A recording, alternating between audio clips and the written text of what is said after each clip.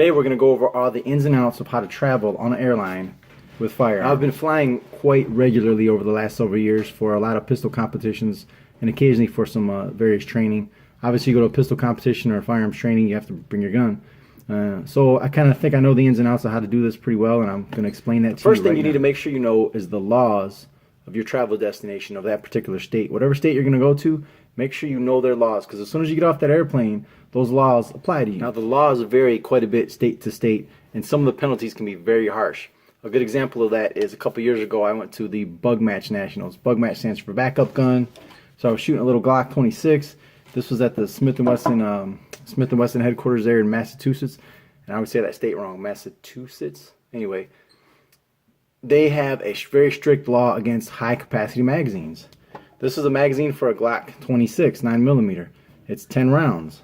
This is the same magazine, but it has that little extension on there so that you can get a better grip. Well, this magazine holds 12 rounds. This is, in the state of Massachusetts, is considered a high-capacity magazine.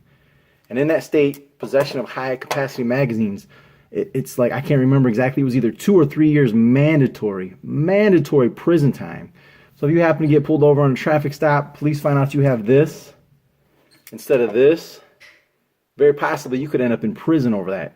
So please make sure you know the laws of where you're going, because this is fine in my state. I think most people wouldn't think 12 rounds, that's not high capacity, but according to the laws of that state, it is, and you can find yourself in a lot of trouble and maybe possibly some very serious penalties. So make sure you know the laws of the state that you're going to travel to. The next thing I think you should know is know the specific airline, the airline that you're going to travel on, know their specific policies. Every airline has a slightly different policy. Recently, I was going to book a trip to Louisiana and go shoot their state match. I think that's coming up in March here. And Spirit had the best price. They had a really low airfare. But I got onto their website and looked at their policies, and they only allow you to carry one gun, just one gun. When I go to competitions, I always carry two. If something goes wrong with my gun in a competition, I don't want to be a gunsmith and try to fix it. I like to just put that gun down, pick the other gun up, and keep my mind focused on the competition and doing the best I can there. I don't really want to be a gunsmith in the middle of a match in between stages. So I always bring two guns. And it would be a really bad day if you showed up to the airline, said, hey, I'm carrying firearms, and you go to check your bags, and they go, oh, you can't carry two guns. You can only have one. Well, now what do? I'm kind of screwed big time, right?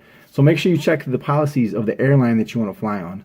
I've had really good luck with American Airlines and Northwest. I've flown on them several times and never had any problems with any of the policies regarding carrying firearms. So remember, know the laws of your travel destination and know the firearms policies of your specific airline that you're using. Now let's get into what we need to do to actually carry a firearm. And now when I say carry a firearm, I'm meaning in your checked luggage, not tucked in your waistband, not in a backpack that you're carrying on the plane. I mean in your checked luggage. That's what we're talking about here. So first thing you gotta do is you gotta have a case. You gotta have a lockable case to carry your firearms on an airplane. Now this is the case that I use right here. It's a Pelican. It says Storm case. This is a pretty solid case. You put a pistol in here, there's not too much I think that's gonna happen to it. It's got the foam in here, the little foam insert. I have a little cutout there for the Glock 26 that I was recently traveling with. There's lots of foam in here, and this is big enough for your gun and your ammunition. But it doesn't have to be this. These are a little more expensive, quite a bit expensive.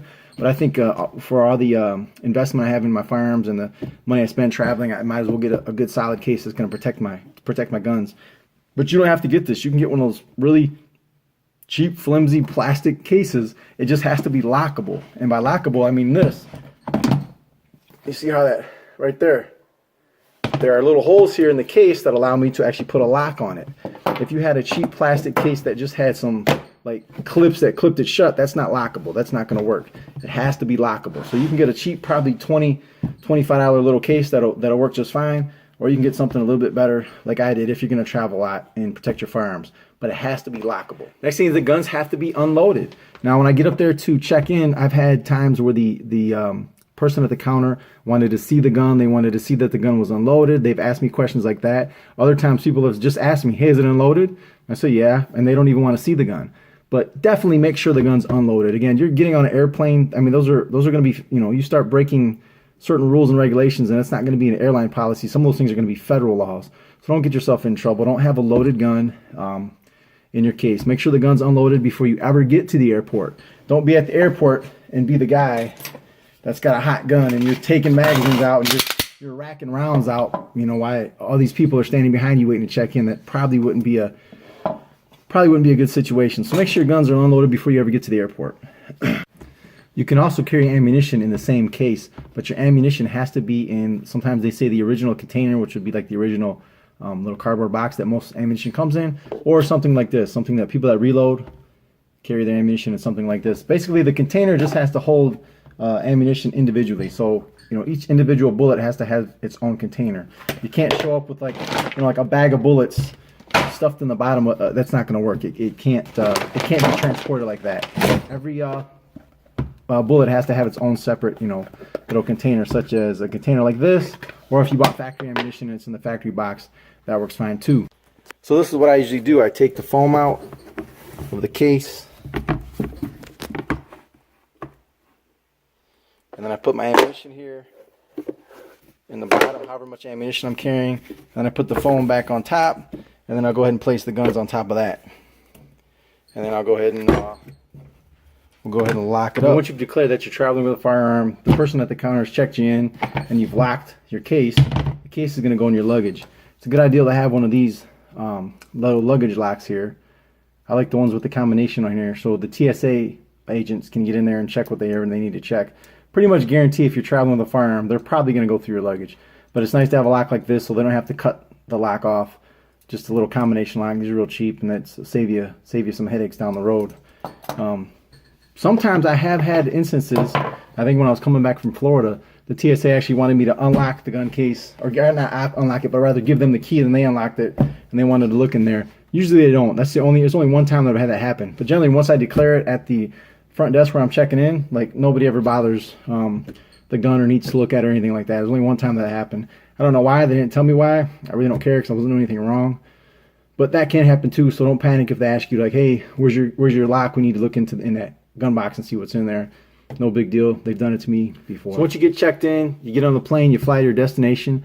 What should happen, what's supposed to happen, is your luggage shouldn't be on the normal carousel with everybody else's luggage. Usually it's in some type of security area, or sometimes the bulk items where people are shipping, like, you know, their golf clubs or their whatever they're carrying. That bulk area usually there, or in some type of security area. It shouldn't be on that little carousel with everybody else's. So if your luggage doesn't pop up on there, don't panic. Just ask somebody where the security area is or where the bulk luggage area is. That's usually where it's going to be. Now, I have had times where my bag was on the carousel with everybody else, and I think that's a huge, huge safety kind of violation.